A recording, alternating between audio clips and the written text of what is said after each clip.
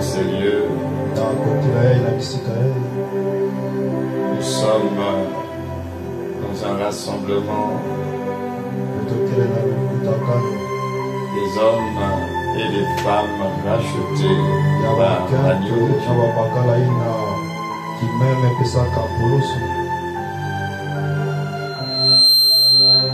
Tu nous honores, tu permets que nous puissions être reçus dans ta présence.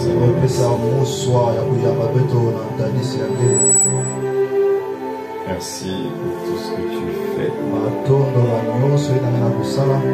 Merci pour tout ce que tu es. Tu es Dieu, Seigneur et souverain. C'est à toi seul qu'appartient le règne, la puissance et la gloire. Le règne, la puissance et la gloire à notre Seigneur. Nous a aimé le premier et qui nous a rachetés par son précieux sang et qui a fait de nous un royaume de sacrificateurs au Dieu son Père, à Jésus-Christ notre Seigneur, soit l'honneur, la puissance et la majesté. Et nous le bénissons encore ce soir. Et c'est en son précieux nom. Nous avons ainsi prié. Et nous disons Amen.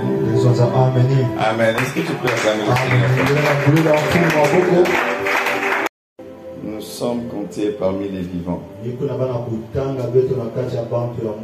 vous l'ai toujours dit, j'aimerais encore le redire ce soir. La vie n'est pas un acquis, la vie c'est la grâce. Dieu a fait grâce que ce soir, tu sois compté parmi les vivants.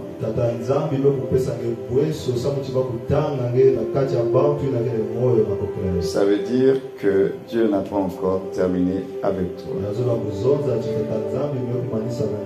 Il y a encore des choses qu'il fera à travers toi. Et il y a encore des choses qui sortiront de toi. Parce que Dieu ne s'amuse pas. Tout ce que Dieu fait, il le fait toujours avec un but, une raison. Et nous sommes tous debout, c'est par la grâce de Dieu. On avait parlé de la grâce la dernière fois.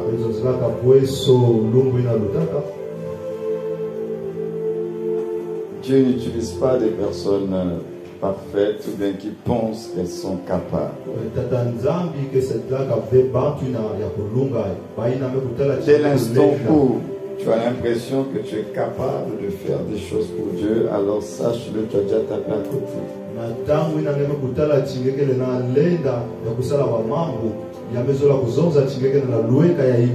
Parce que Dieu n'appelle pas des gens qui pensent qu'ils sont capables de servir Dieu.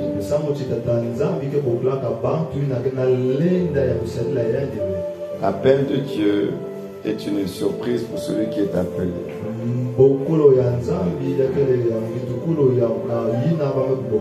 Pourquoi Dieu fait les choses ainsi? C'est pour nous permettre de continuer à apprécier la grâce de Dieu.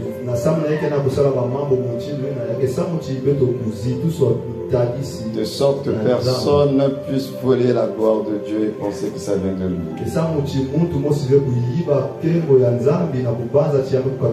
Donc Dieu s'arrange toujours à ce que nous ne puissions pas oublier que tout est grâce. Et cela aussi, c'est un moyen de Dieu pour nous briser. On sert de Dieu avec humilité. Au final, si nous comprenons la grâce, nous allons comprendre le désir de Dieu que nous puissions marcher dans l'humilité.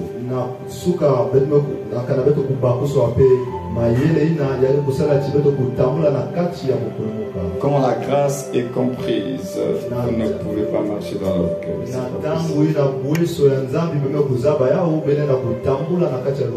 Donc la grâce, elle est là pour nous rappeler que Dieu est la source de tout et que nous devons rester humbles.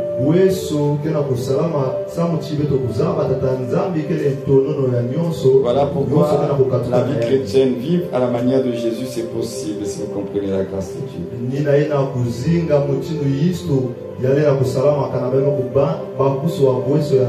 À un moment donné, lorsque notre chair veut prendre le dessus, il faut rappeler à notre chair que tout est grâce.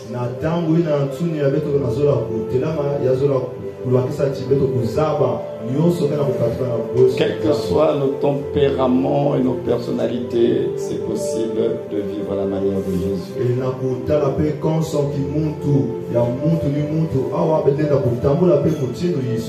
C'est possible. Seulement ici, nous gardons les regards fixés sur Jésus. Alors nous sommes dans cet espace de formation, d'enseignement, la Christ Academy, où nous voulons grandir dans la grâce et dans la connaissance de notre Seigneur Jésus.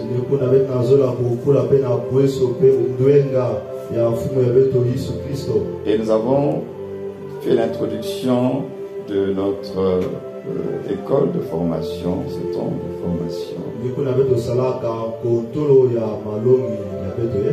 en montrant que Christ est vraiment l'incontournable divin. Il faut qu'on prenne le temps d'apprécier la richesse, le trésor que Dieu a mis à notre disposition. Et par-dessus tout, que nous puissions avoir la bonne perception de qui il est. Alors après avoir introduit un peu sur la réalité du en Christ le mercredi passé,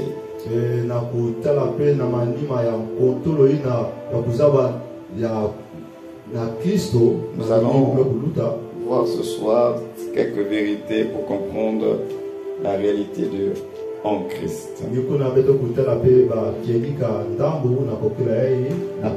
En passant, je vous avais dit que le croyant, il vit une double réalité avec le Christ.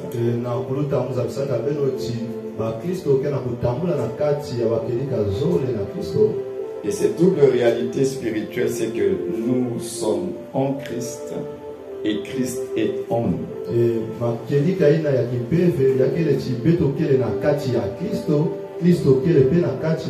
Maintenant, il faut que nous puissions comprendre qu'est-ce que cela veut dire. Être en Christ et puis Christ en nous. Et c'est là que vous vous rendrez compte que toute la vie chrétienne se passe au niveau de votre esprit.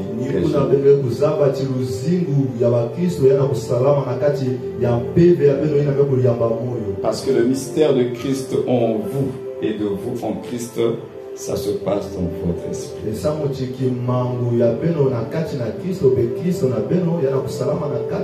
Et votre esprit est une partie très importante de vous parce que notre esprit humain régénéré est un grand mystère.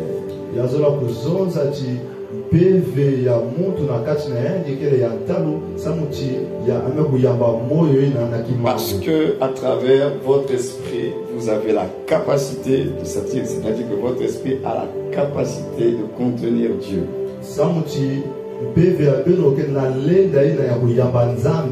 Alors que le ciel, la terre ne peuvent contenir la gloire de Dieu.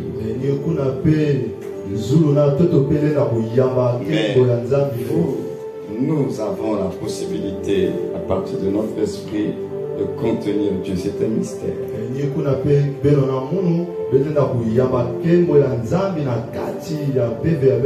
Mais cet esprit qui habite dans un corps qui est limité, regardez comment nous sommes tous là.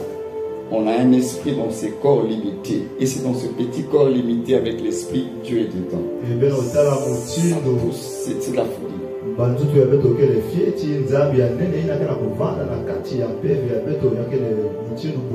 Créateur du visible et de l'invisible, il habite dans votre esprit et votre esprit est dans votre corps. Comment un Dieu si immense peut-il être en vous?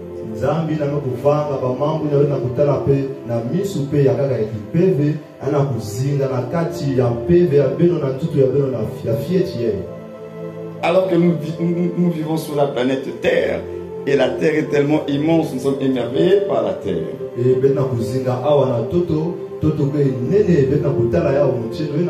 Mais le Dieu qui a créé la Terre et pour lequel cette Terre est comme un petit grain de sable, il habite en toi.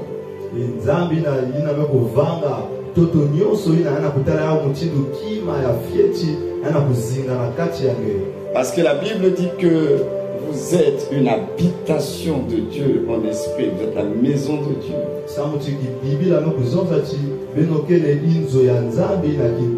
Comment réussissons-nous à contenir un Dieu si grand, si immense, et c'est dans notre esprit que tout se passe?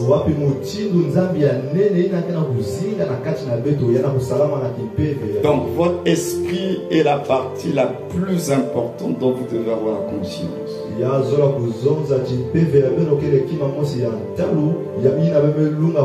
Parce que toute la vie chrétienne en Christ se passe au niveau de votre esprit. Voilà pourquoi vous allez remarquer que depuis que vous avez accepté le Seigneur, vous êtes devenu une nouvelle création, mais physiquement, vous n'avez pas changé. Il y a quelque chose qui a changé en vous.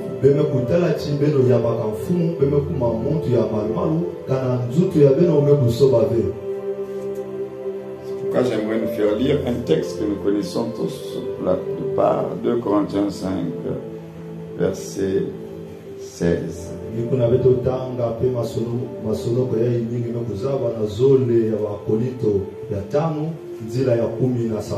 Écoutez ce que l'apôtre Paul dit. Ainsi, dès maintenant, nous ne connaissons personne selon la chair.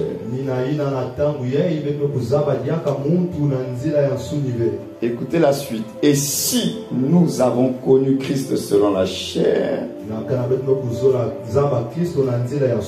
maintenant nous ne le connaissons plus de cette manière. Ça veut dire qu'il y a une manière de le connaître. Et le verset 17, si quelqu'un est en Christ, il est une nouvelle créature. Les choses anciennes sont passées. Voici, toutes choses sont devenues nouvelles. Et verset 18, et tout cela vient de Dieu. Donc ça ne vient pas de toi. Tout cela vient de Dieu, qui nous a réconciliés avec lui par Christ et qui nous a donné le ministère de la réconciliation. Et en ajoutant, car Dieu était en Christ, réconciliant le monde avec lui-même, en n'imputant point aux hommes leurs offenses. Et il a mis en nous la parole de la réconciliation. Donc Paul est en train de nous dire que maintenant nous ne le connaissons plus selon la chair. Parce qu'il y a une manière de le connaître selon la chair. Christ selon la chair, c'est Jésus de Nazareth. Il a été observé. On a apprécié son parcours sur la terre. Il a grandi dans un environnement.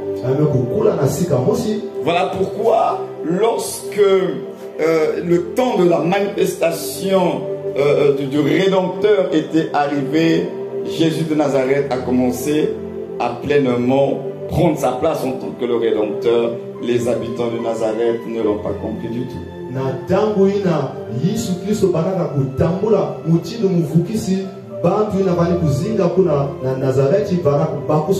Voilà pourquoi chaque fois il disait, mais lui on le connaît. On connaît sa mère. On connaît ses frères. Comment il peut parler comme ça? Il dit, mais c'est le fils du charpentier. Parce que c'est le même qu'ils ont vu grandir. C'est comme dans mon quartier, il y a un jeune du quartier, il grandit depuis tout petit. Il grandit jusqu'à l'université. Et les gens ont vu le petit du quartier. On dit qu'on le voyait, il jouait aux billes au quartier.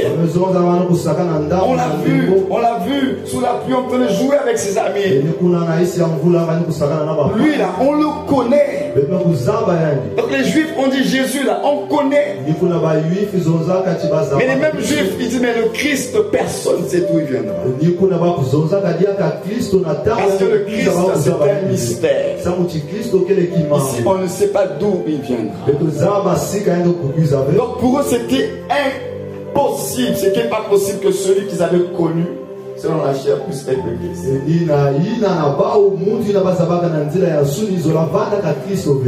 Donc il y a une manière de le connaître selon la chair et une autre manière de le connaître, et ça c'est selon maintenant l'esprit. Vous et moi, nous ne l'avons pas connu selon la chair. Parce qu'à l'époque de Jésus, vous et moi, on n'était pas nés. Hein. Vous n'avez jamais vu Jésus. Moi, j'ai jamais vu Jésus dans la chair. Hein. Mais nous sommes avec le Christ, nous sommes en lui, il est avec nous. Ça n'a rien à voir avec la chair, c'est maintenant dans une dimension de l'esprit.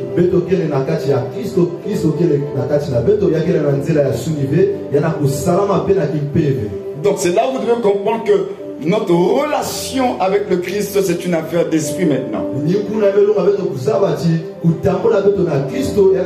Ça se passe au niveau de l'esprit. Ce n'est pas selon la chair.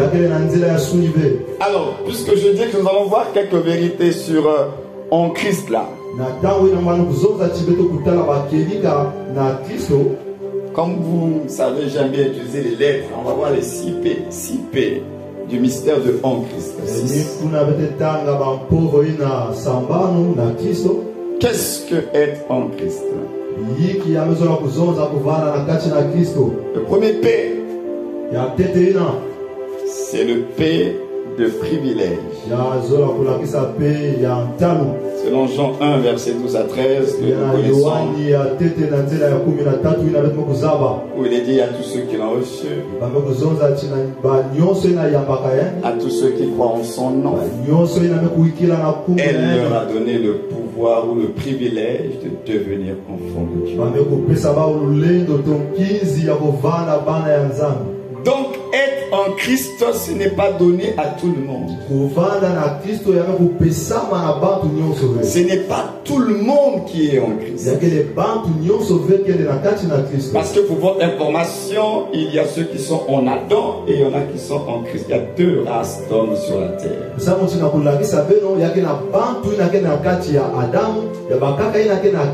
y a ceux qui sont encore en Adam. Et il y a une humanité qui est en Christ. Donc tout le monde n'est pas en Christ. Et donc du coup, si tout le monde n'est pas en Christ, vous comprendrez que tout le monde n'est pas enfant de Dieu.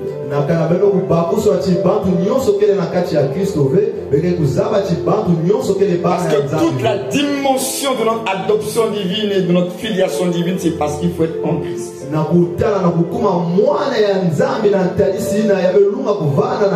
Parce qu'en dehors de Christ, ce n'est pas possible d'être enfant de Dieu. En dehors de Christ, c'est impossible d'être fils de Dieu. Nous sommes tous des créatures de Dieu. Tous.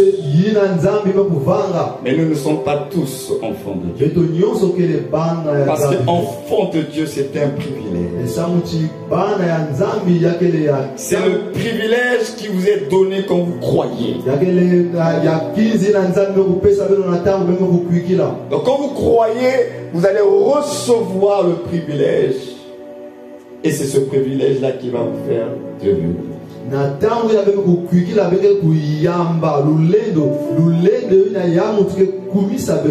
Donc déjà, quand tu comprends que être en Christ est un privilège, donc tu peux réaliser que tu n'es pas monsieur, madame, tout le monde. Mais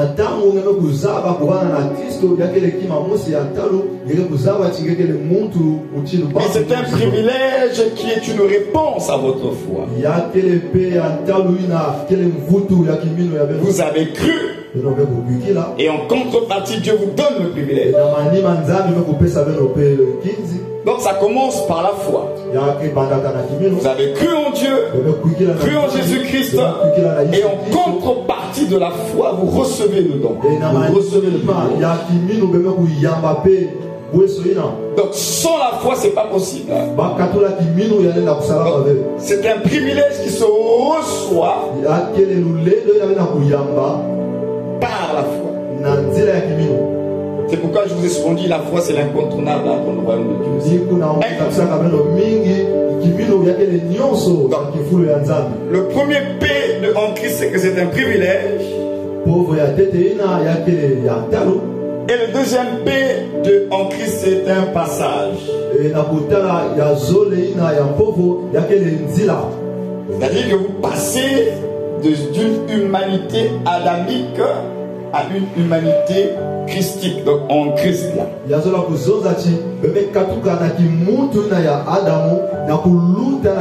Vous passez des ténèbres à la lumière.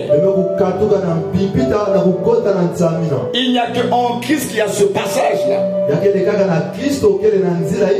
Dans tous les cas, vous ne pouvez pas être en Christ s'il n'y a pas eu le passage en question. Donc, Jésus de Nazareth, le Rédempteur, a mis un terme à Adam à la croix.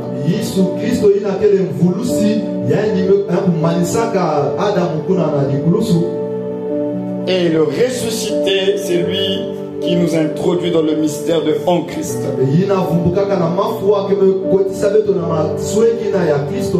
Le Rédempteur met un terme à Adam. Mais le ressuscité nous introduit dans le en Christ. Voilà pourquoi l'œuvre de la croix vient d'abord mettre un terme, un arrêt, un stop à tout ce qui est d'Adam.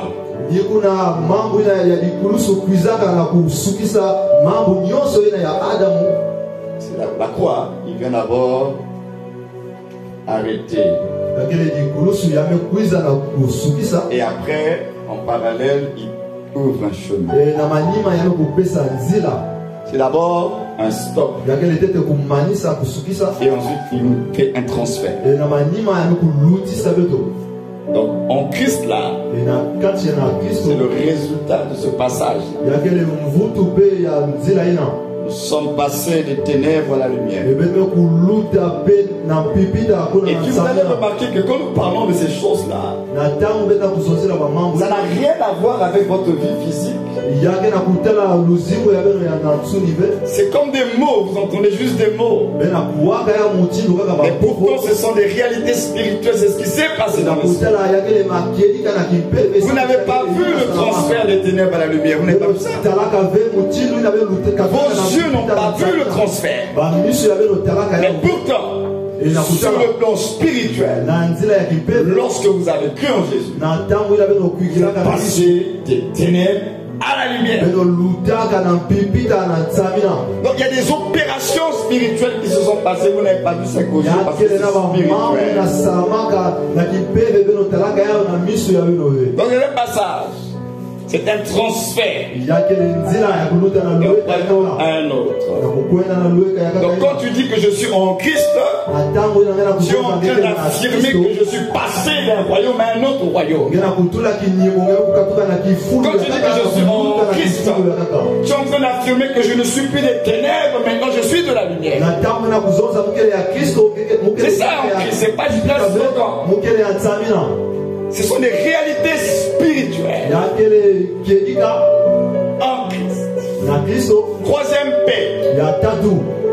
Après le P, le privilège. Passage. Troisième P, C'est le P de présence. Christ, c'est une présence en nous. C'est le mystère de Dieu en nous.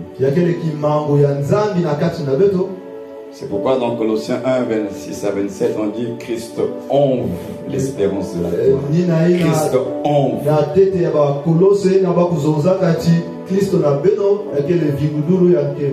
Vous avez maintenant en vous une présence. Vous n'êtes plus seul. Vous avez en vous une présence. Donc, être en Christ, c'est avoir, c'est pourquoi ce sont des mystères, c'est avoir aussi une présence. La présence de Dieu. C'est comme cette éponge que vous allez imbiber, vous la faites rentrer dans l'eau.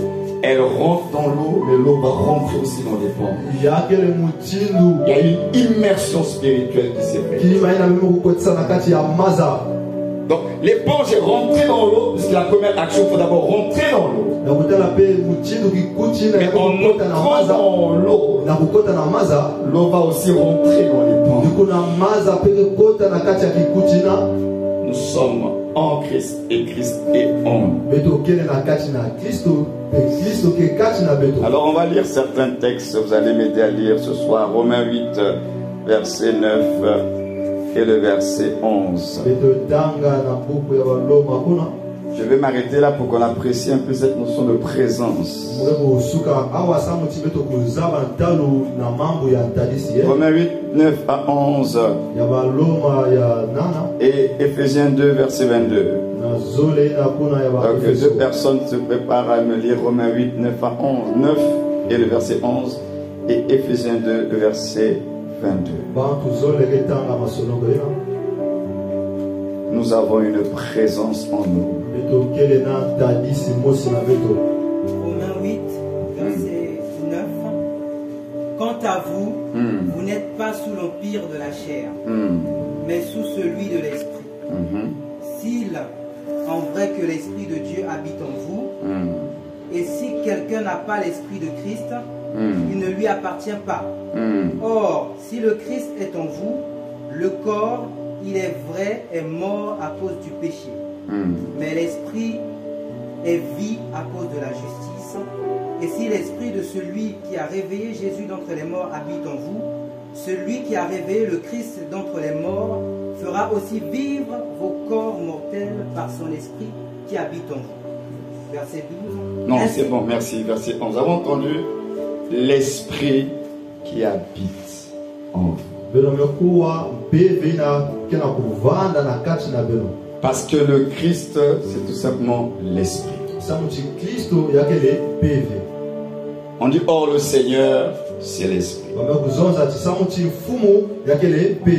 Donc la présence de l'esprit en vous, c'est la présence de Christ en vous, c'est la présence de Dieu en vous.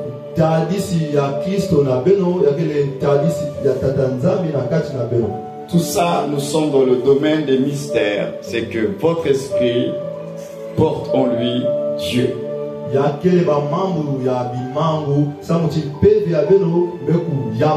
Vous savez, nous sommes tellement habitués avec les mots. On dit oui, le Saint-Esprit et l'Esprit de Dieu. Mais vous savez de qui on parle? Qui est le Saint-Esprit?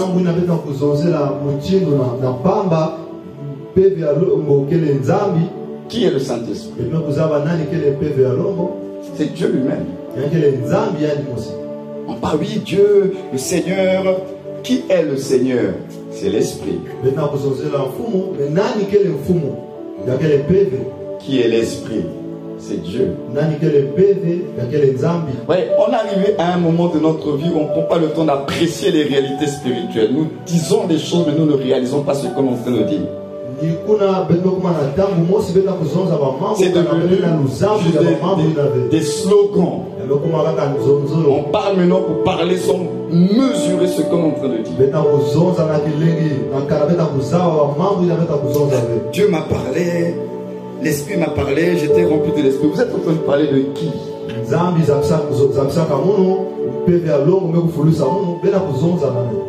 Il s'agit de Dieu lui-même. C'est de Dieu dont il est question. Et l'apôtre Paul insiste encore et dit, ne savez-vous pas que vous êtes. Il n'a pas dit que vous serez, c'est pas une promesse. Il dit, ne savez-vous pas que vous êtes le temple du Saint-Esprit? Et en précisant encore une habitation de Dieu en esprit. Dieu habite dans notre esprit. Donc la seule partie de vous qui est en communion avec Dieu, c'est votre esprit. La seule partie de vous qui a la grâce d'être assis sur le trône, c'est votre esprit. La seule partie de vous qui n'attend pas le retour de Jésus pour être la gloire de Dieu, c'est votre esprit. Parce que votre esprit est déjà dans les lieux célestes, assis avec Dieu en Christ. Alors, c'est pour ça, ce sont les mystères de la nouvelle création. Parce que nous sommes sur la terre. Mais on me dit que mon esprit est dans les lieux célestes. Mais les lieux célestes, ce sont là, c'est où? Je suis sur la terre. J'ai ma condition de la terre. Et la Bible dit que je suis caché. Mais pourtant les gens sur la terre me voient. Mais qu'est-ce qui est caché en moi? On dit je suis caché en Christ. Oh Dieu, dans les lieux célestes. Et la Bible ajoute, lorsque Christ votre vie paraîtra, alors vous paraîtrez aussi. Donc on est caché. Donc tu dois comprendre que tu es comme en plusieurs dimensions. Il y a ton toit qui est déjà caché là-bas dans les lieux célestes. Il y a ton toit qui marche tous les jours dans les villes de Palma.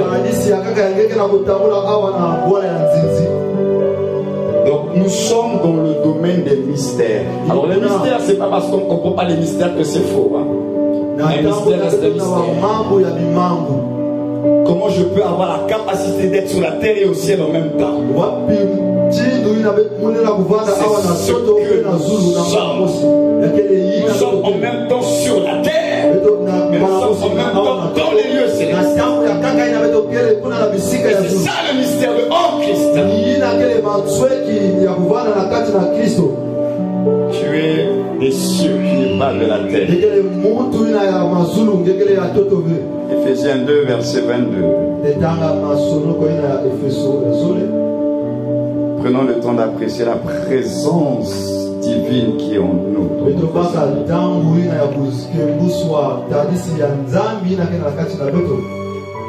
Ephésiens 2, verset 22. C'est en lui que vous aussi, vous êtes construits ensemble pour être une habitation de Dieu dans l'esprit. Vous avez entendu, se passe dans l'esprit. Donc pour comprendre et apprécier le mystère de en Christ, c'est un mystère qui se passe dans l'esprit. C'est pas des slogans, c'est pas des titres comme ça. Ce sont des réalités spirituelles. Et Dieu nous accorde la grâce de prendre part à ces réalités. Le quatrième P de en Christ, après le privilège, après le passage, après la présence, nous avons le P de position. Être en Christ, c'est une position spirituelle. C'est une position. C'est une position. Avant d'être en Christ, nous n'avions pas de position. Nous ne fonctionnons que dans notre condition. Mais quand on devient enfants de Dieu, nous recevons une position. Et cette position, c'est la position de fils. Fils de Dieu, c'est pas un titre, hein, c'est une position. C'est pas un slogan. Parce que tout le monde n'est pas fils de Dieu. C'est une position. C'est pourquoi on dit qu'à tous ceux qui l'ont reçu, à ceux qui croient son nom, elle a donné le pouvoir de devenir enfant de Dieu.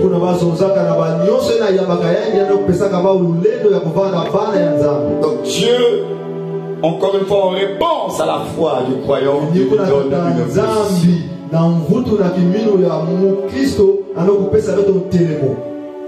Donc en Christ, c'est une position spirituelle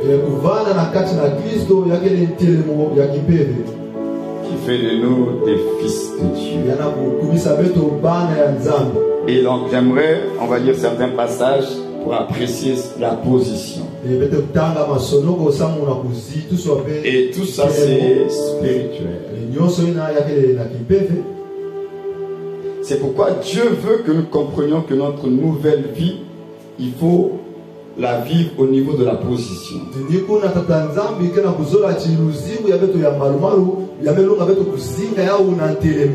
veut que nous puissions nous voir en tant que des êtres positionnés en lui.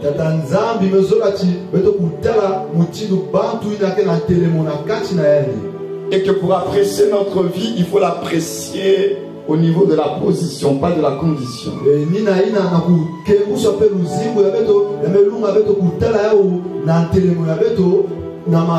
Parce que dans notre marche, nous avons des voix que nous entendons. Il y a les voix qui proviennent de votre condition.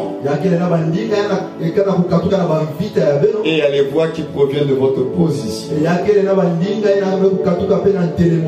Et dans tout ça, toi et moi, nous devons faire le choix d'écouter la voix qu'il faut. Tous les jours, nous avons le choix d'écouter les réalités, les voix de nos réalités quotidiennes, ou bien la voix de Dieu à travers sa parole qui parle de nous. Donc il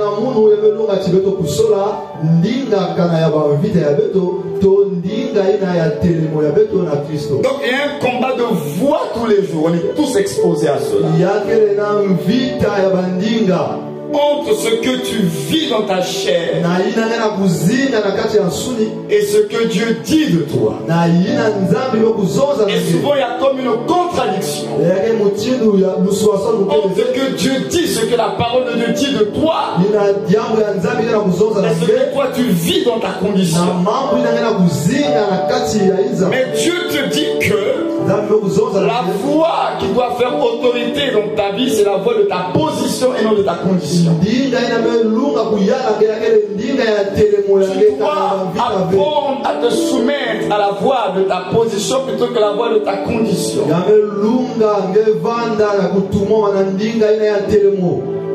Et c'est là où nous devons exercer la foi. Et de croire que même si dans la condition, de façon visible, il n'y a rien qui se passe, quelque chose va se passer. Alors, pourquoi tu dis que quelque chose va se passer? Pas parce que tu as imaginé cela. Mais parce que ton Dieu te dit que quelque chose va se passer. Alors, la condition te dit que c'est terminé, c'est fini, mais la position te dit qu'il y a encore de l'espoir.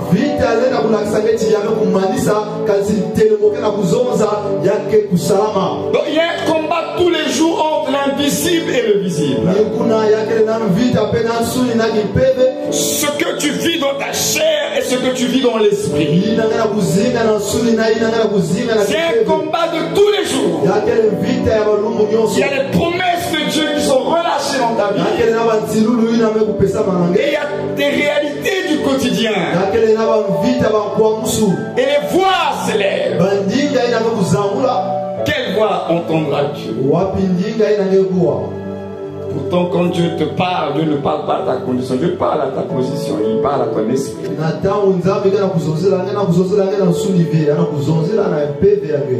Alors, est-ce qu'on peut lire Apocalypse 1, verset 5? Romains 8, 15 aussi à 17 se prépare.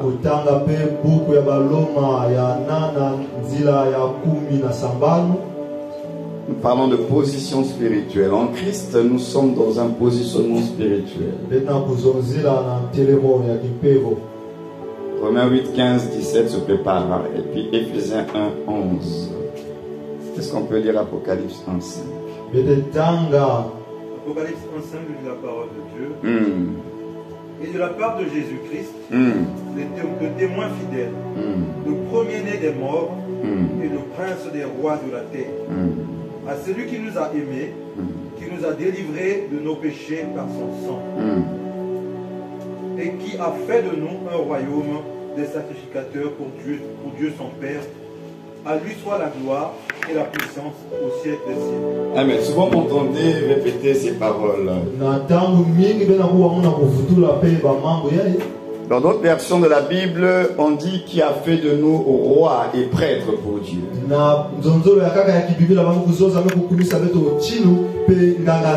Pourquoi? Parce que, en fait, ici, on est en train de nous présenter Christ comme étant le souverain sacrificateur de notre foi, mais plus encore, on nous introduit ici dans le mystère de Melchisédek. Il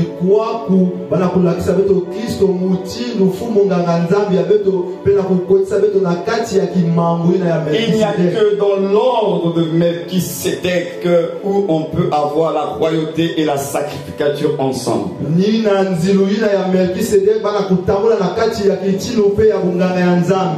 Alors que dans les autres ordres, soit on est de Lévi, soit on ne l'est pas. La sacrificature c'est pour Lévi, la royauté c'est pour Judas. Mais l'ordre de Melchisédek rassemble les deux en un seul.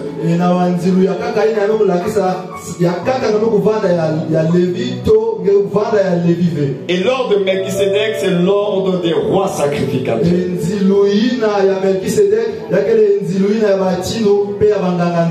Voilà pourquoi David était de cet ordre-là sur le plan spirituel.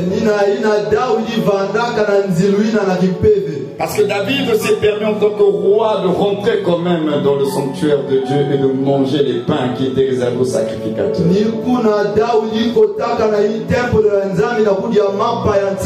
Et Dieu ne l'a pas tué, il n'a pas été frappé par Dieu. Parce que David faisait partie de cette race-là. De cet ordre qu'on appelle l'ordre de Melchisédek, les rois sacrificateurs. Et quand vous lisez l'auteur de l'Épître aux Hébreux, on parle de cet ordre de Melchisédek concernant l'Église.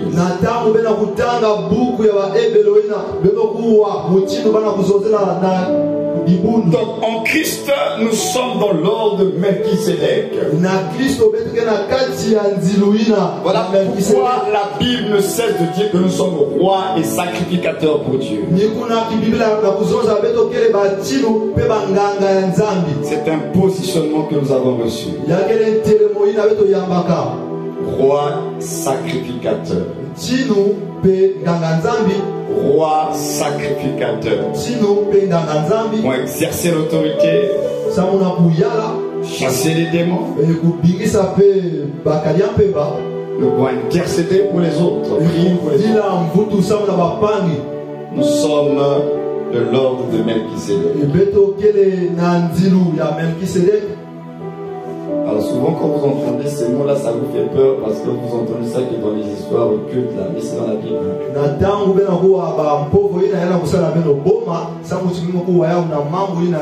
La Bible dit que nous sommes de l'ordre de Melchisédek. Christ est un sacrificateur selon Melchisédek. On dit que l'apôtre n'a rien inventé. Lisez vos Bibles, c'est dans l'Hébreu. Lisez l'Épître aux Hébreux, vous allez découvrir l'ordre de Melchisédek et que Christ en est le souverain sacrificateur.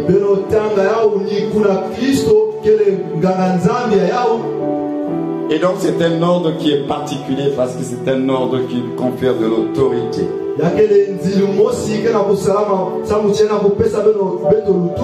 Voilà pourquoi le chrétien, ce n'est pas monsieur tout le monde.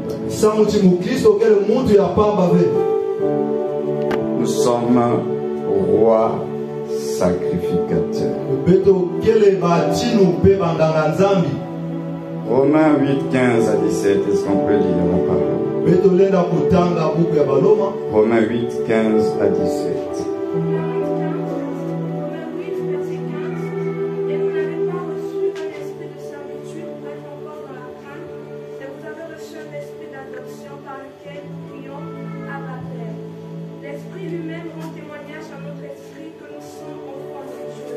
Verset 17.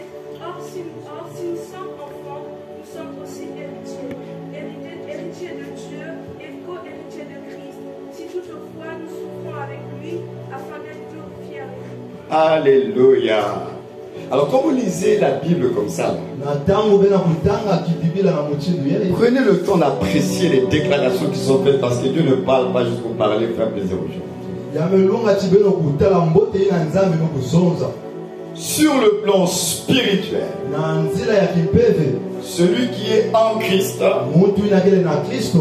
il est enfant de Dieu. Nous sommes en train de parler de position ici. Il est enfant de Dieu. Et là, dans ce qu'elle vient de lire, on dit il est héritier de Dieu.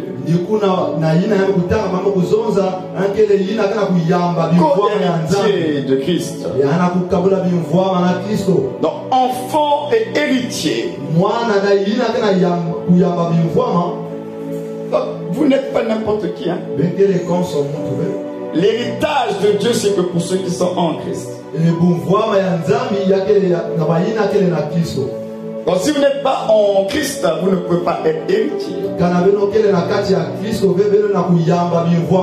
Donc Dieu met à la disposition de ses enfants les puissances du royaume.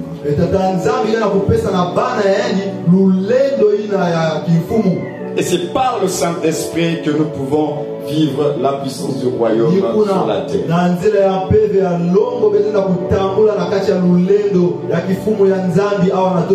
Donc celui qui est en Christ, il est un enfant de Dieu. Maintenant il faut que on prenne le temps de nous arrêter un peu. Ça veut dire quoi être enfant de Dieu?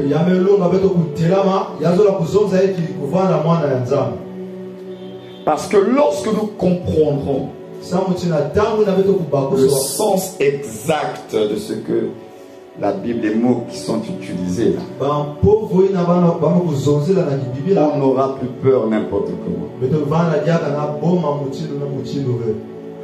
Parce que quand tu sais de quelle famille tu appartiens, et quand les gens savent de quelle famille tu appartiens, si c'est une famille qui est assez importante, les gens vont avoir peur.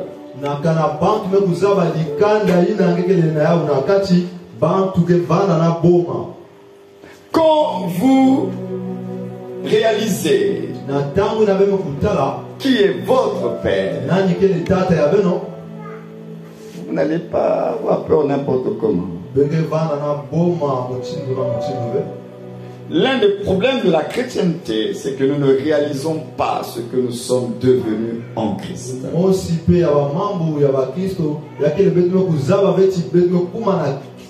C'est-à-dire que nous chantons cela, nous prêchons cela, mais nous n'avons pas intégré ça. Alors nous utilisons des mots comme ça. Enfant de Dieu. Mais est-ce que nous réalisons ce que ça veut dire? Tu es l'enfant de quelqu'un. Et le quelqu'un là, c'est pas monsieur tout le monde. Hein? C'est Dieu lui-même. Donc pour te rassurer encore que il est ton Dieu et qu'il ne te lâchera pas, il t'a donné son esprit. La présence du Saint-Esprit en toi, c'est pas juste une force qui est là et qui te pousse à parler en langue. Non, il y a plus que cela. C'est le sceau de Dieu pour rappeler ton appartenance à Dieu, pour rappeler de quelle famille tu sors et qui est ton père. Alors nous avons oublié cet aspect. On est d'accord en train de rechercher des émotions spirituelles, le Saint-Esprit en parlant, mais le Saint-Esprit c'est d'abord le sceau de notre appartenance à Dieu. Voilà pourquoi on dit que celui qui n'a pas son esprit et ne lui appartient pas. Et c'est lui qui vient attester que tu es enfant de Dieu. Quand tu parles du Saint-Esprit, j'espère que tu réalises de qui tu parles. Et dans toutes les générations, aucun homme de Dieu sur la terre, dans toutes les générations, n'a bénéficié de ce que l'Église bénéficie aujourd'hui, c'est-à-dire l'Esprit scellé.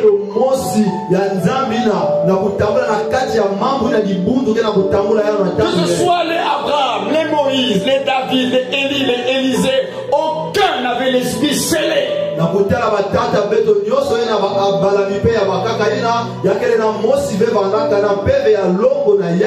Ils étaient loin, ils étaient revêtus, l'Esprit venait de temps en temps, mais personne n'avait l'Esprit scellé en lui. Donc toutes ces personnes que j'ai citées là, personne n'était un enfant de Dieu. Personne n'était né de Dieu. Personne n'était une nouvelle création. Le mystère de la nouvelle création, c'est ce que nous avons en Christ ressuscité. Donc, nous sommes l'Église. C'est pourquoi l'Église c'est le mystère caché de Dieu. Il a caché ça dans tous les arbres, dans tous les temps. Seule l'Église a l'Esprit scellé en lui. Et nous avons l'Esprit de Dieu en nous. Ce n'est pas l'Esprit, une partie de l'Esprit de Dieu, ou bien l'Esprit d'un prophète, son propre Esprit, Dieu lui-même en nous.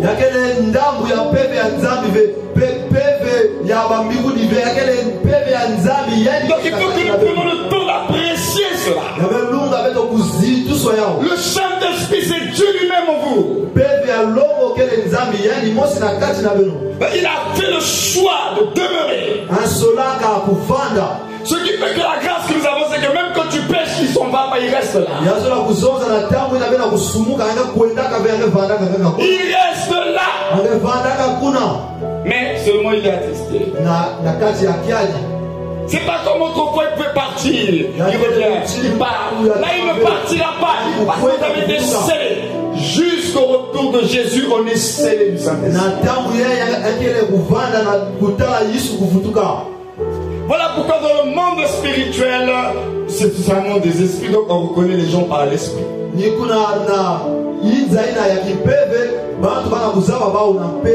Donc ils savent dans le monde spirituel qui est réellement de Dieu et qui ne l'est pas. Parce que c'est un monde de l'invisible et ceux qui sont dans l'invisible, ils savent qui a réellement l'esprit de Dieu, celui qui ne l'a pas.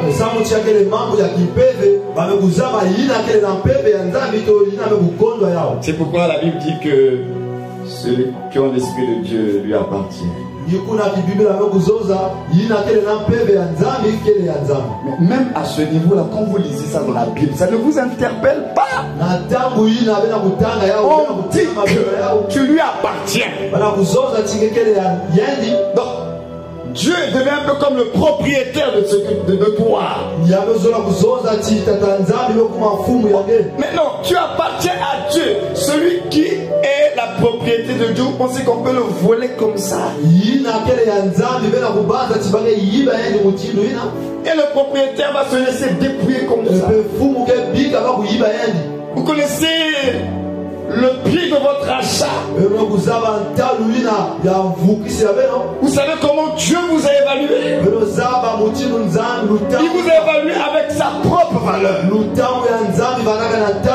Il n'a pas pris une autre mesure. Votre valeur était sa valeur. C'est pourquoi il est venu lui-même se donner en échange. Donc le prix du rachat ne jouez pas avec ça. Vous avez du prix aux yeux de Dieu.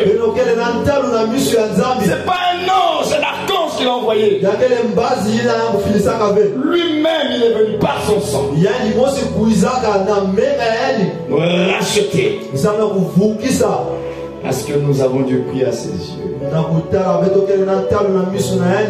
Tu appartiens à la famille de Dieu. Tu es un enfant de Dieu, donc Dieu est ton Père. Vous savez, quand ils sont petits et quand il leur arrive quelque chose, ils disent, je vais appeler mon papa, je vais appeler mon papa. L'enfant dit, je vais appeler mon papa.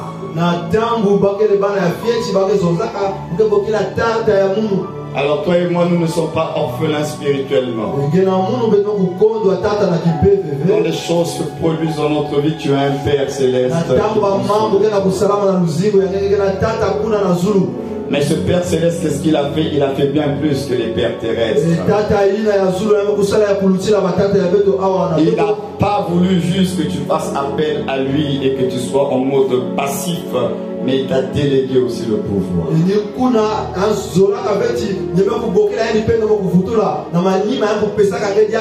De telle sorte que face à l'adversité, tu puisses toi-même avec le pouvoir délégué agir au nom de papa.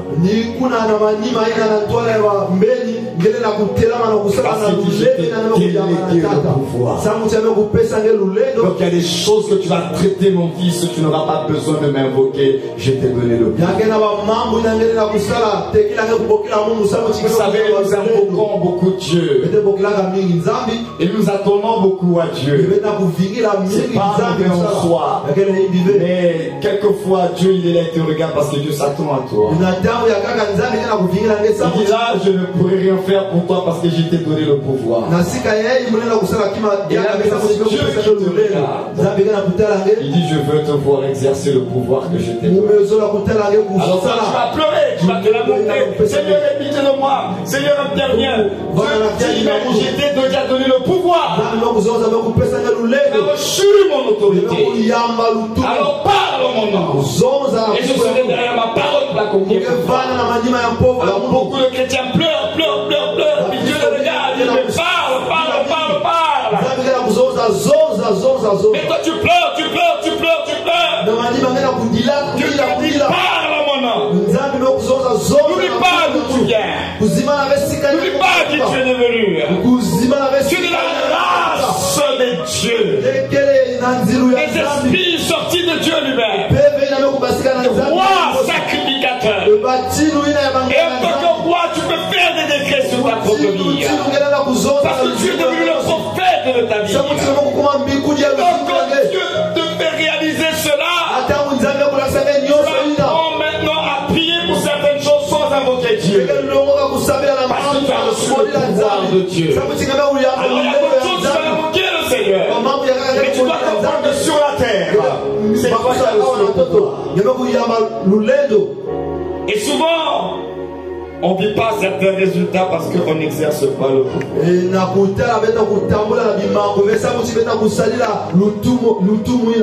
Et quand vous n'exercez pas le pouvoir, Dieu aussi vous regarde et ne peut rien faire.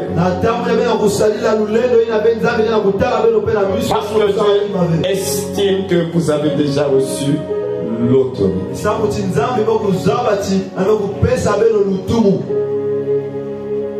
On pleure beaucoup, hein? Mais on ne parle pas assez aux circonstances de nos vies.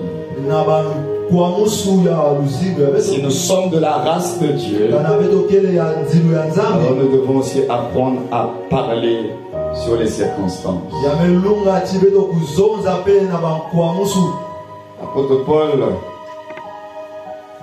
quand ces gens-là l'embêtaient, il n'a pas dit, bon, je vais d'abord en retraite. On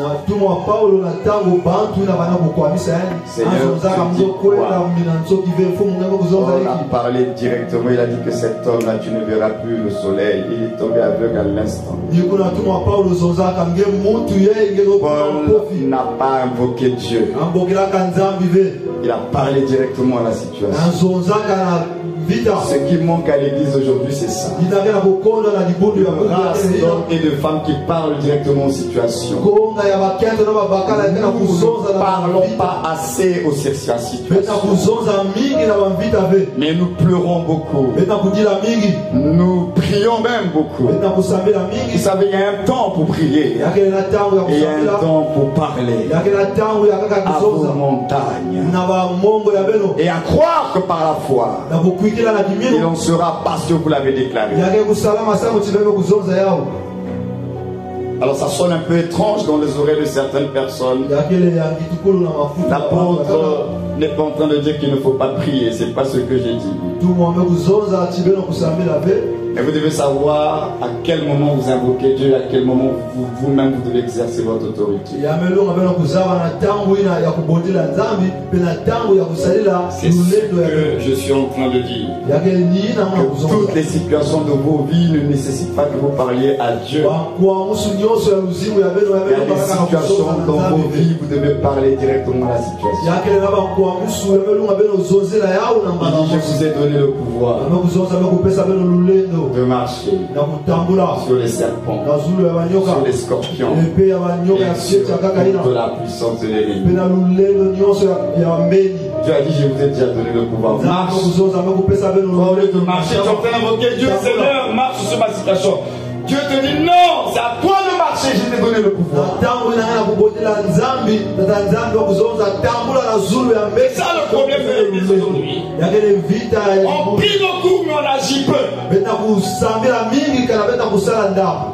Et là, le monde des ténèbres se moque de nous. Parce qu'ils savent que ces chrétiens n'ont rien compris à leur identité. Et les choses pour lesquelles tu pries, Dieu te les a déjà données. Quelquefois, on va aller en retraite pour chercher je ne sais pas quoi. Mais tu vas chercher des choses qui sont déjà en toi. Regarde encore l'ignorant. Tu vas aller chercher, je sais pas, de puissance dans une retraite. Alors que la puissance elle est déjà en toi. Tu vas chercher ce que tu as déjà. Le problème c'est de l'exercer tout simplement. Le problème c'est d'avoir la foi dans ce que tu as reçu. Le problème de la chrétienté c'est un gros problème de foi. C'est pas d'aller chercher la puissance. La puissance est déjà en toi. Toi tu vas aller chercher ça. Moi je vais aller à la montagne. Qui t'a dit que c'est à la montagne comme ça? La puissance est déjà en toi. Le problème c'est la foi. Parce que Dieu a déjà tout investi en toi. Et il me l'a encore bien fait comprendre quand j'étais au Maroc il y a quelques mois de cela. Parce que je me suis rendu compte que dans la vie et dans le ministère, quand tu te mets trop la pression pour un séminaire et autres là, c'est un véritable échec, une grosse frustration.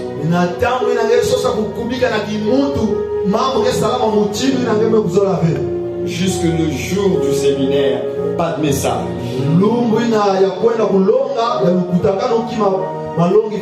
Et avant midi, j'étais dans la salle de bain, l'esprit me parle. Il dit, mais c'est un séminaire de puissance.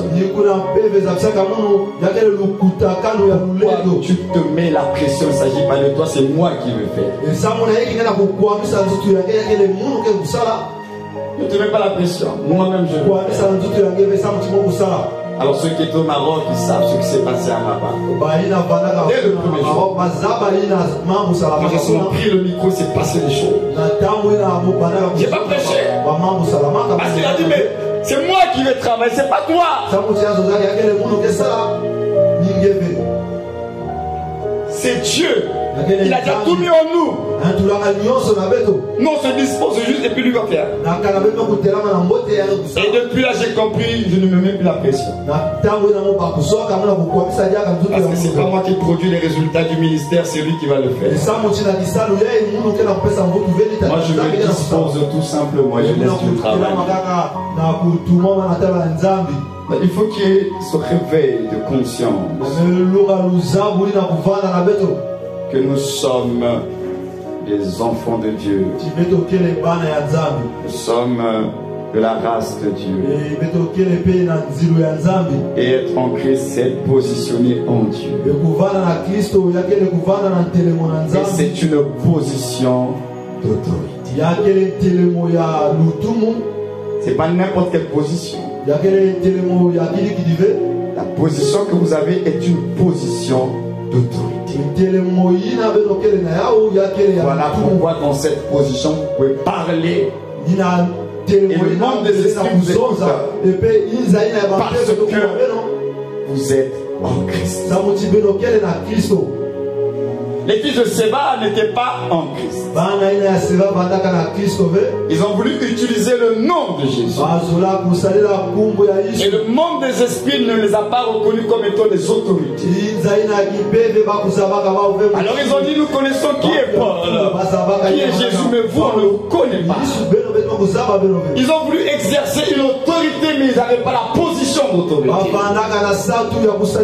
le monde spirituel, ils savent réellement qui est qui. Donc quand tu es en Christ, tu dois savoir.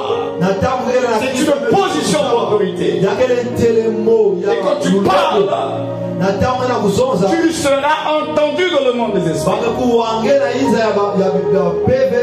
Parce que tu es en Christ. Et ton autorité, ce n'est pas toi qui l'as fabriquée, c'est celle de Christ.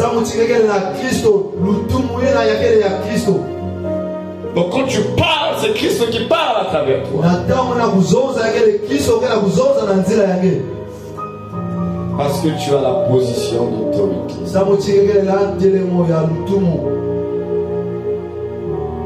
L'avant-dernier P, c'est la place. Être en Christ, c'est une place dans les lieux célestes.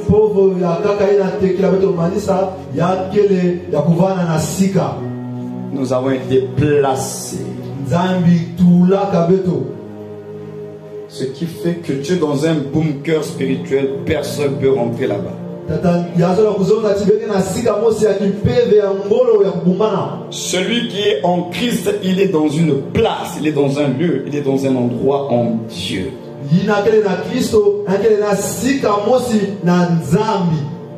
Voilà pourquoi la seule partie de ton être où l'ennemi ne peut pas avoir accès, c'est ton esprit.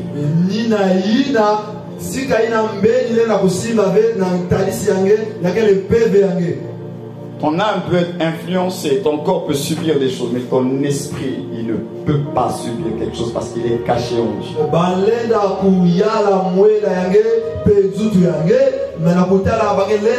Parce que ton esprit régénéré, il porte en lui la nature de Dieu.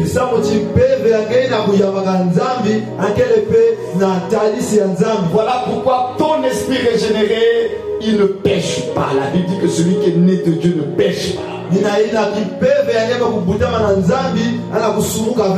En fait, on veut tout simplement dire que la nature du péché ne se trouve pas dans ton esprit régénéré.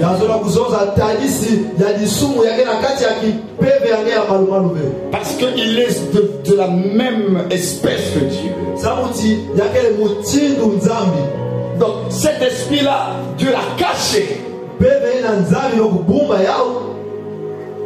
Mais c'est lui qui dans l'invisible pilote les réalités de ta condition sur la terre.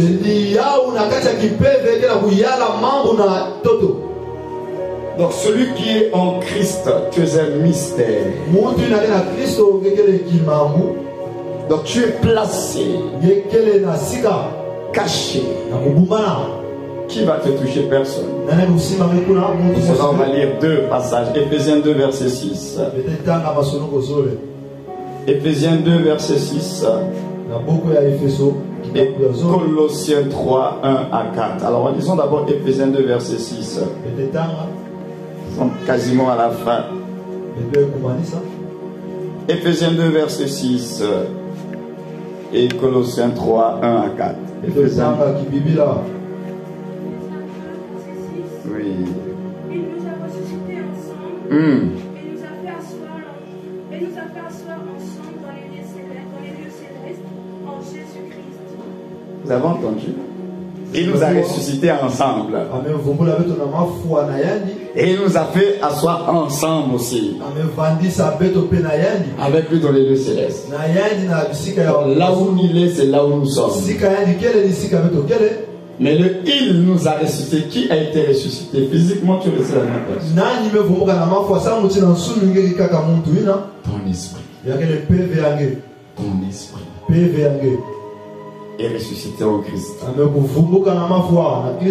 Ensemble, tu es avec lui.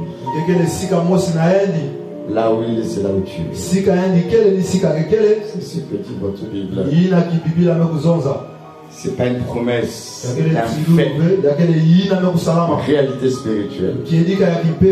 Tu es en esprit avec le Christ. Dans les lieux célestes. Tu es avec lui. Là où il est assis, là, tu es avec lui. Pas à côté de lui, tu es ensemble. Ce trône longtemps convoité par Lucifer, tu es assis sur le trône.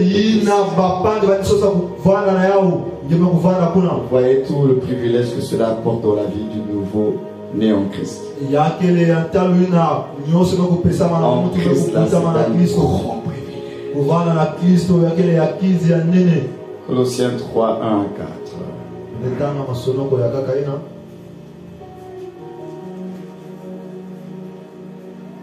donc vous êtes ressuscités avec Christ, cherchez les choses d'en haut, où Christ est assis à la droite de Dieu. Affectionnez-vous aux choses d'en haut et non à celles qui sont sur la terre. Car vous êtes morts et votre vie est cachée avec Christ en Dieu. Comme Christ votre vie paraîtra, alors vous paraîtrez aussi avec lui dans la gloire. Amen. Amen. Votre vie est cachée. Votre vie est cachée. Parce que le Christ est cette place-là dans laquelle vous êtes en esprit.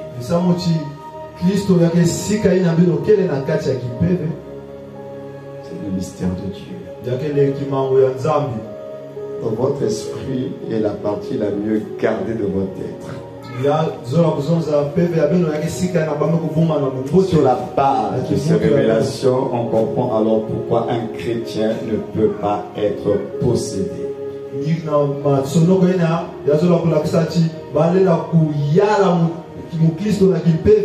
Un chrétien peut être influencé dans son âme et dans son corps, oppressé, oui. Mais un chrétien ne peut pas être possédé dans son esprit parce que son esprit est caché en Christ.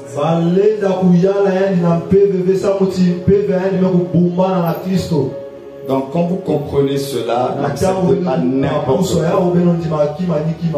Votre esprit est caché. Vous ne pouvez pas être possédé, mais vous pouvez être oppressé dans votre âme et dans votre chair. Mais possédé, non. Parce que la possession, ça veut dire qu'ils prennent le plein contrôle de votre esprit. Et ce n'est pas possible que votre esprit soit contrôlé par les démons. Non. Votre âme peut être influencée, votre chair, oui, mais pas votre esprit. Dieu s'est arrangé à le protéger. Donc un chrétien peut-il être possédé dans son esprit? Je dis non. Mais un chrétien peut être oppressé dans son âme qui est encore dans un processus et dans sa chair qui est encore corruptible. Mais ton esprit est régénéré. La vie Zoé de Dieu est dans ton esprit. Et Dieu t'a placé en lui. Comment ça va arriver jusque là-bas pour te posséder? Comment il va faire? Ça, c'est peut-être d'autres sujets que nous développons en profondeur, mais comprenez tout simplement que ce qui est caché en Dieu, c'est votre esprit.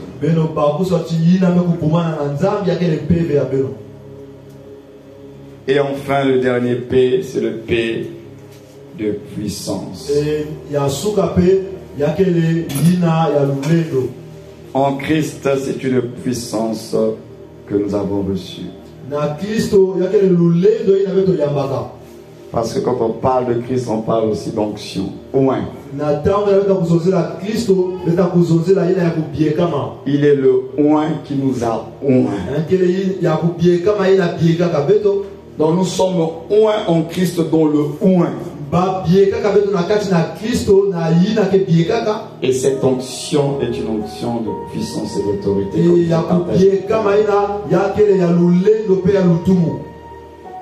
Dieu nous a oint du Saint-Esprit.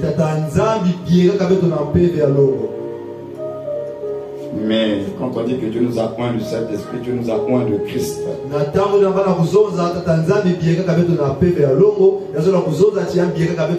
que Christos, ça veut dire le oint.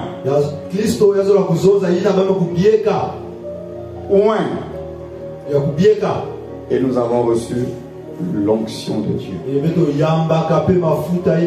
Donc l'onction, avant d'être une puissance, c'est d'abord une personne. Le oint, c'est-à-dire le Christ. Il est le oint qui donne la puissance. Donc avant de parler de l'onction que de la dimension puissante, l'onction c'est avant tout une personne. Christos, c'est le oint. C'est une personne. C'est la même chose pour le salut. C'est d'abord une personne.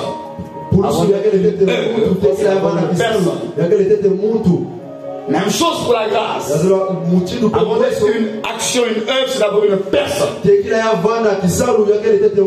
Même chose pour la sagesse. Avant d'être une manifestation, une œuvre, c'est une personne. Et cette personne, c'est Jésus-Christ. C'est le Seigneur. C'est lui qui est la source. Et tout ce qui sort de lui sont les ressources. De lui sort la sagesse. De lui sort la puissance. De lui sort toute chose. Il est la source de tout. Voilà pourquoi ça commence d'abord par la personne. La source de toutes les ressources. Alors ce soir, on va s'arrêter là. On a terminé avec les 6 P. Retenez que c'est un privilège donné par la foi. C'est un passage des ténèbres à la lumière. C'est une présence en nous. C'est une position spirituelle. C'est une place en Dieu. Et c'est une puissance reçue. Quand vous comprendrez ces choses-là, alors vous cesserez de dire en Christ comme des slogans. Ce n'est pas des slogans. Nous sommes dans des réalités spirituelles. En Christ. Ce sont des esprits. C'est pourquoi nous échouons et nous sommes beaucoup frustrés parce que nous traitons la vie en Christ en dehors de l'esprit.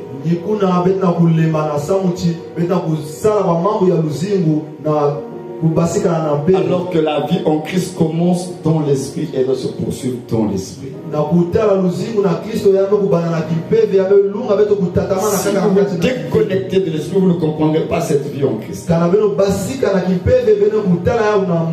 Parce que tout ce que Dieu va communiquer en vous, il va le communiquer par votre esprit.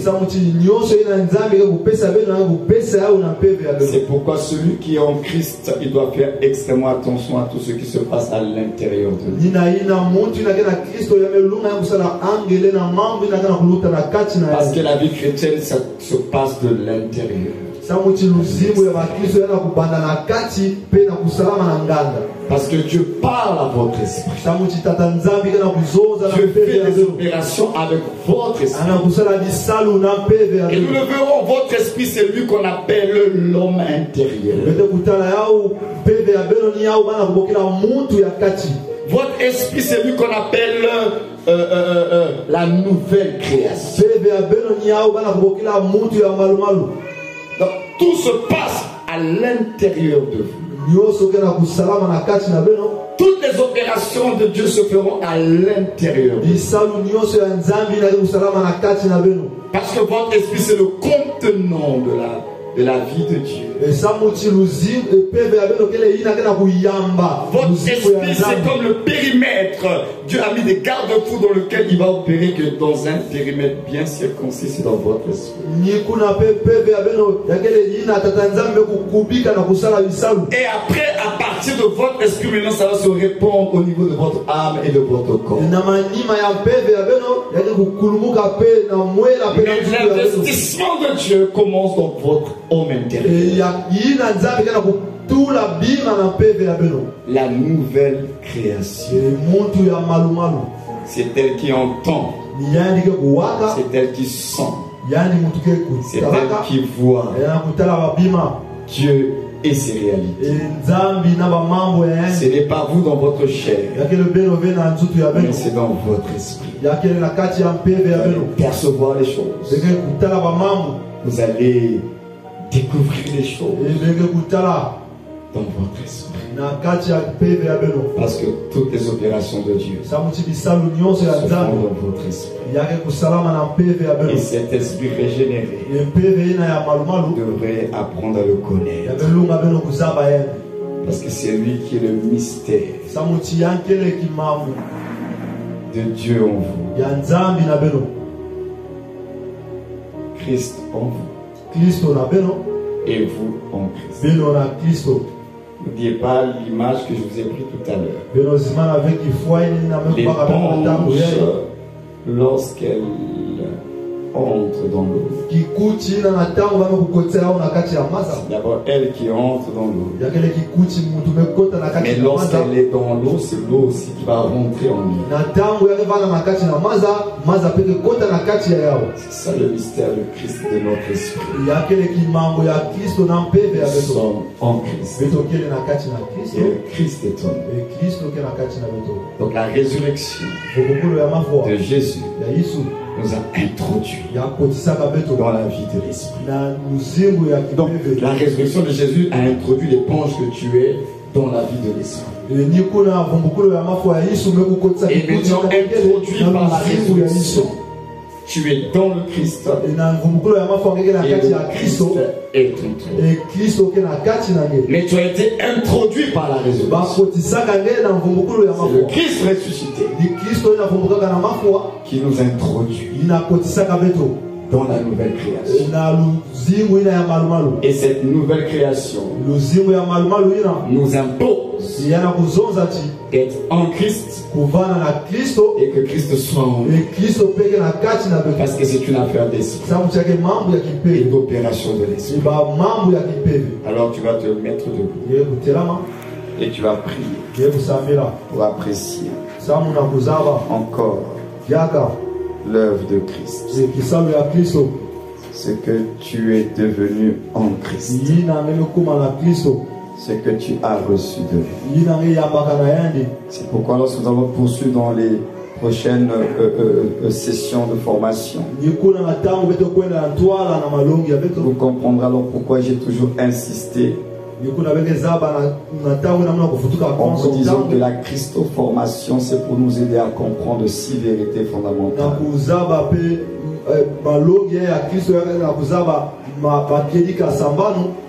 Qui est le Christ? Ce qu'il a fait pour moi. Ce que je suis devenu en lui. Ce que j'ai reçu de sa part. Ce que je suis capable de faire avec lui. Et ma destinée avec lui. Et puisque nous poursuivons, il nous a amené à avoir de la lumière sur qui est Jésus, le mystère de Christ et ce qu'il a fait pour nous. Tout va découler de cela. Et quand vous aurez compris qui il est et ce qu'il a fait pour vous, vous irez dans l'assurance et dans la confiance. Et vous n'allez plus vous laisser manipuler par n'importe qui. Parce que tel il est, tel nous sommes dans le monde. Notre identité, c'est son identité. Le connaître, c'est nous connaître. Si tu veux te connaître en tant qu'un homme spirituel, tu dois connaître le Christ. Parce que toi et lui, vous n'êtes pas différents. Tu es censé être lui manifesté. Donc ce que tu es censé être, c'est lui. Il n'y a pas de différence entre toi et lui. Donc si tu veux connaître ce que tu es censé être, c'est lui qu'il faut regarder. Ce n'est pas toi qui manifestes une nature à toi. Ce que tu dois manifester, c'est lui en toi. Quand Paul l'a dit, j'étais crucifié avec le Christ. Ce n'est plus moi qui vis. C'est le Christ qui vit. Il ne s'agit plus de toi. Il s'agit de lui en toi. Plus tu le connaîtras, plus tu te connaîtras toi-même. Voilà pourquoi nous devons poursuivre comme l'apôtre Paul. Jésus. Il a dit mon but c'est de le connaître. Mon but c'est de le connaître. Alors comme à l'accoutumée, je vais t'inviter à faire cette prière simple. Seigneur, je veux te connaître. Pour mieux me connaître, Seigneur, je veux te connaître. Alors oui, tu peux élever ta voix pour cela. Et prier au nom de Jésus. Seigneur, je veux te connaître.